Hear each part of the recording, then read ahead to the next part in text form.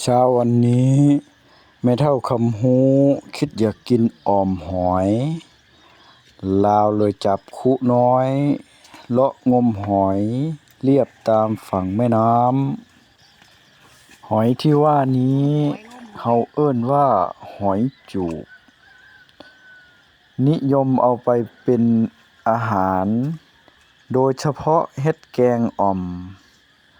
แต่ก่อนจะเอาไป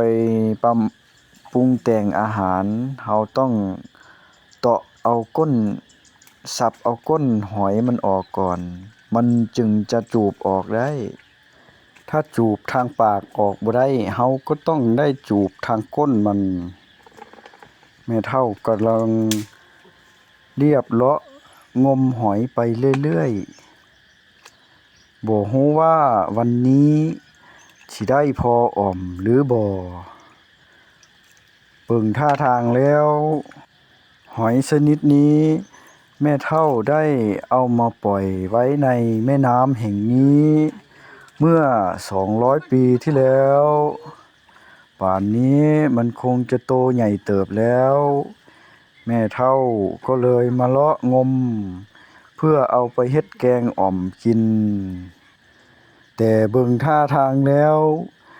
วันนี้แม่เฒ่าคือสิบ่ได้กินอ่อมหอยดังที่คิดเพราะวันนี้บ่มีหอยให้แม่เฒ่าเก็บเลยสงสัยว่ามันจะลงไปน้ำลึกแล้วหลังจากที่แม่เฒ่าได้งมไปใช้เวลาหลายเติบชั่วโมงก็ได้หอยเพียงแต่ 7-8 ตัว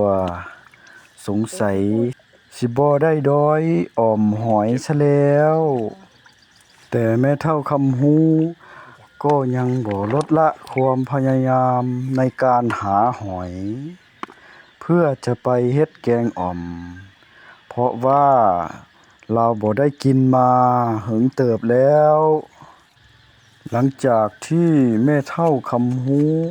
ได้ใช้เวลาหลายชั่วโมงนาทีก็หาหอยจูบบ่ได้จึงได้แต่หอยเชอรี่ไปแทน